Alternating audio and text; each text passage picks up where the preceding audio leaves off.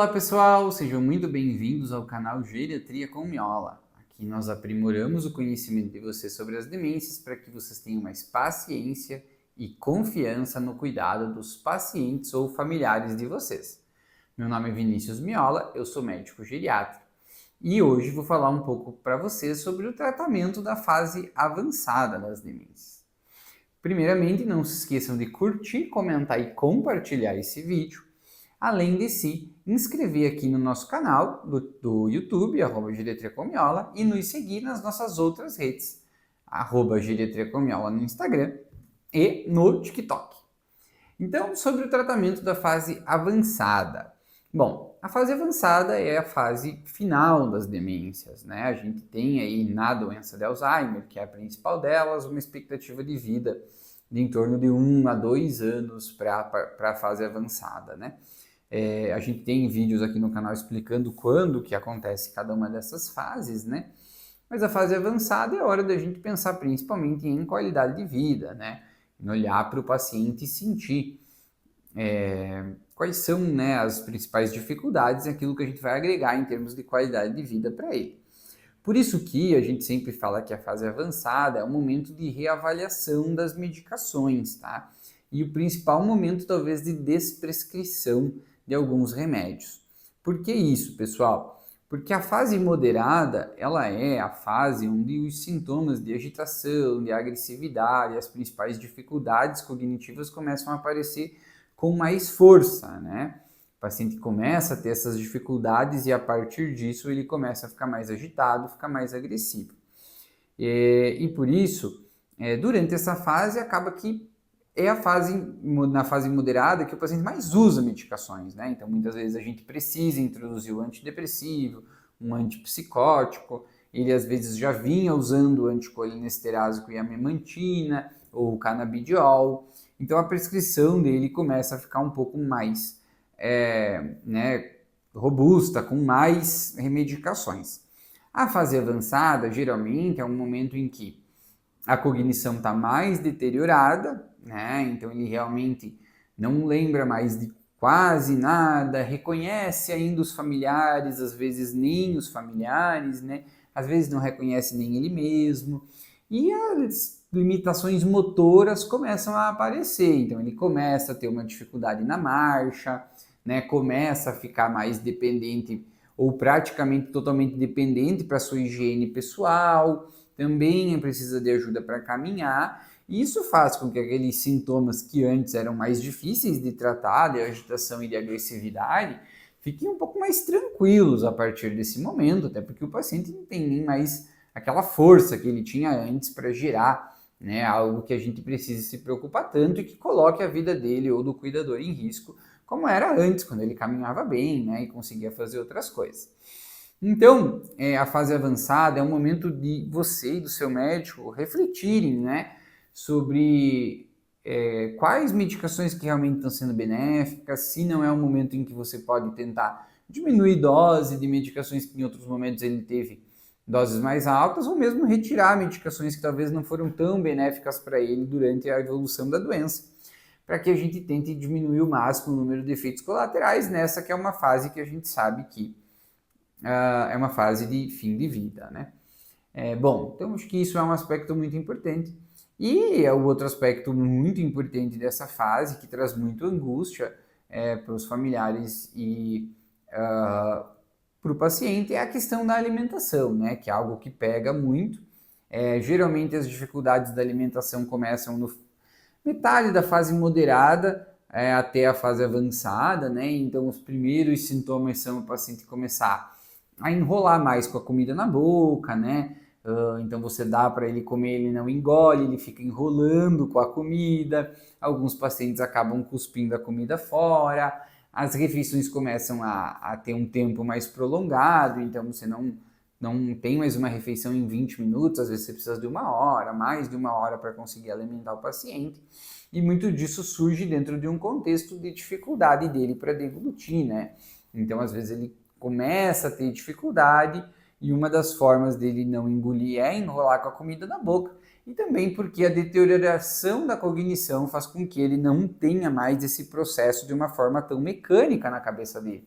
Pensa que agora ele não lembra mais como toma banho, né? Então, às vezes você vai lá no banho, ele não lembra mais, não sabe mais se ensaboar, não sabe mais lavar o cabelo, então você precisa ir lá, você precisa ajudar, né? Você precisa mostrar para ele como faz, aí você mostra, ele faz, depois chega uma fase que você mostra, mesmo assim ele não consegue, aí você precisa fazer por ele. E na questão da alimentação também, às vezes é a mesma coisa, ele não lembra mais do processo, né, cognitivo de se alimentar, então de mastigar, né, engolir o bolo alimentar, fazer com que tudo isso aconteça de forma normal, né? Então ele começa a ter esse processo, principalmente, que é uma das coisas que acontecem antes, é de enrolar a comida na boca.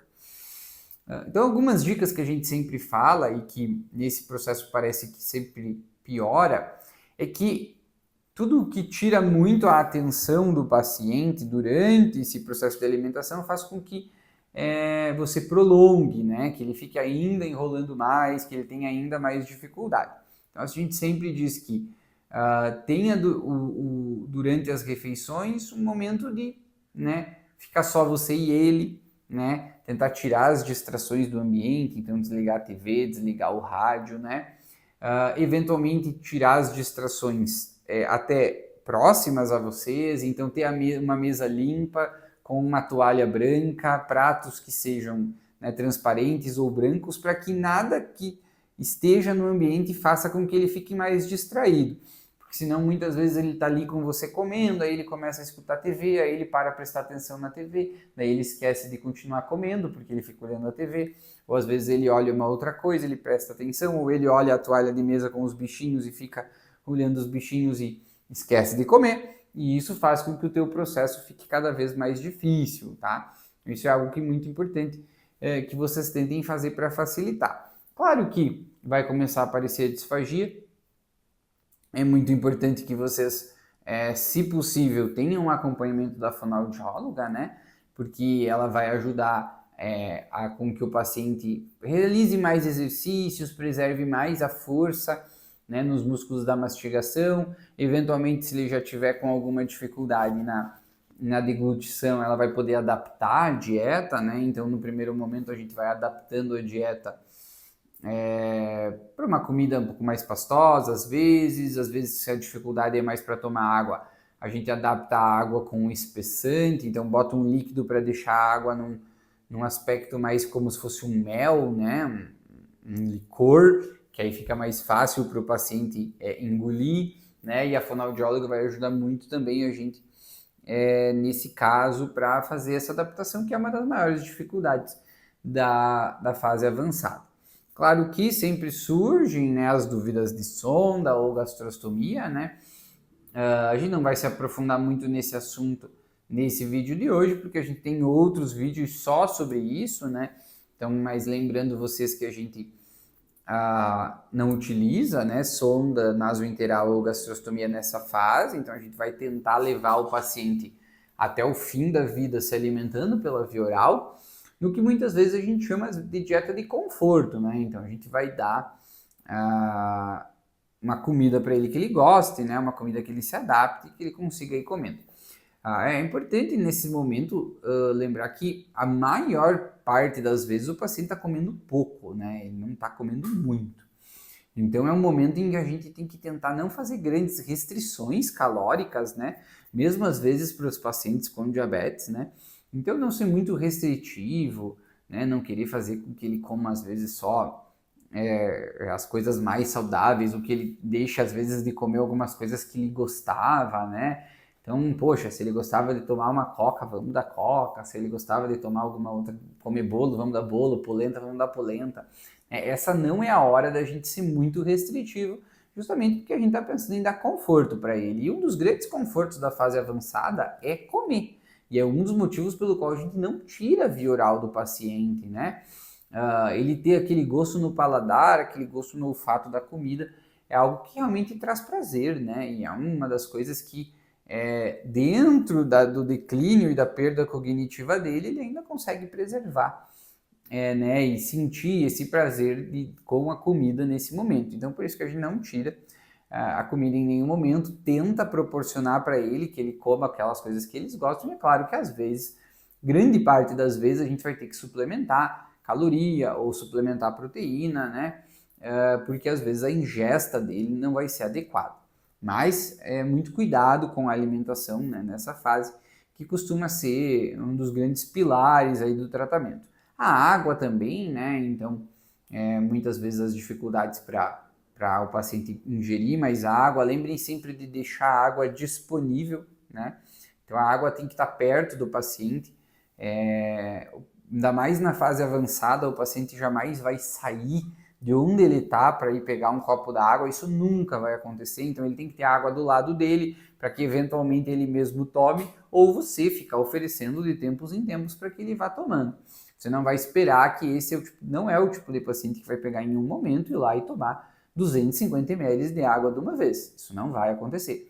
Ele vai ir tomando golinhos em golinhos, então você tem que ir oferecendo e você tem que deixar a água disponível para ele, para que ele eventualmente possa ir tomando por conta, mas ele vai sempre tomar de pouquinho em pouquinho, né, na grande parte das vezes. Então tem que ter paciência com relação a isso.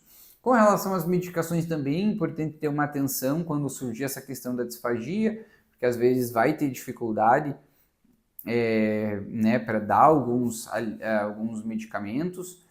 Comprimidos, alguns a gente pode triturar, mas é sempre importante você avaliar com o seu médico se aquele comprimido específico você pode triturar. As cápsulas, na maioria das vezes, você não pode abrir. Então, se você abrir, você perde o efeito da cápsula, né? Então, tenha cuidado com relação a isso. Já muitas vezes a gente precisa adaptar as medicações para líquido, né? Ou para adesivo, se tiver essa opção, porque o paciente vai começando a ter dificuldade em deglutir os medicamentos. Então, muita atenção a isso. Essa parte da alimentação é algo que chama bastante atenção na fase avançada. E aí, é claro, o paciente vai tendo as dificuldades de marcha, a gente vai tentar manter ele ativo através de fisioterapia, através do exercício, né?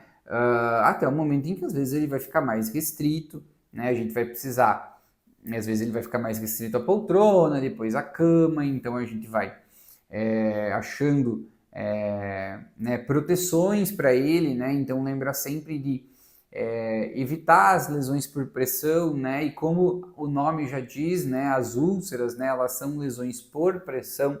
Então, quanto mais o paciente ele fica pressionando uma determinada área, maior a chance dele desenvolver uma lesão por pressão, né? Então, eu não posso deixar ele nem no sofá e nem na cama o dia todo, né? Sobre a região sacral, senão uma hora vai abrir ferida. Então, no sofá eu preciso às vezes ter uma almofadinha de silicone para que ele fique sentado em cima e não gere uma pressão exagerada na sacral, apoio para os tornozelos de forma adequada para não gerar pressão. Se ele fica na cama, eu preciso trocar ele de lado a cada 2, no máximo 3 horas, então uma hora ele fica de barriga para cima, outra hora ele fica de um lado, outra hora ele fica do outro lado, né? E eu vou fazendo essa troca com ele de tempos em tempos para também não tentar evitar as lesões por pressão. Mas a grande mensagem da fase avançada é que é uma fase de fim de vida, a gente precisa entender. Eu sei que é muito difícil, como familiar, entender que essa fase está chegando, né? Mas nos pacientes com demência isso vai acontecer. Uma coisa que eu sempre digo para os familiares, até em momentos mais delicados, é que a gente precisa pensar na qualidade de vida do paciente, né? Então, às vezes é muito difícil de nós não pensarmos em nós, né? Porque você, como familiar, talvez a tua principal defesa seja de que você não quer perder o paciente, né? Você não quer perder o teu ente querido.